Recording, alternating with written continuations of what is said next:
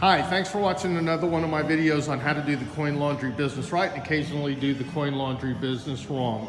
Do a YouTube search under Coin Laundry USA and you'll see other videos.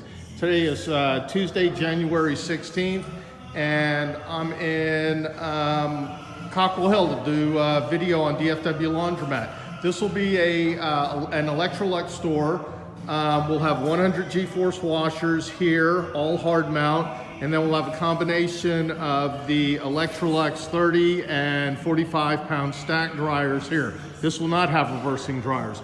We'll have 177 on each side, 262s, then the 45 pounders up front here.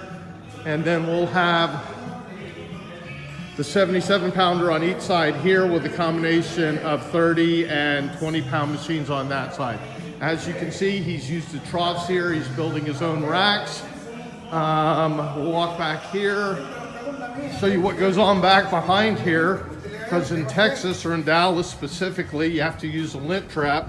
So all the wastewater is going to go through this lint trap, and you just get the potty guys to come clean it out.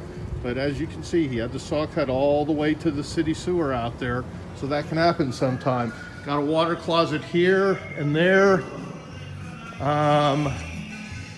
Incoming electrical there. A couple offices back here.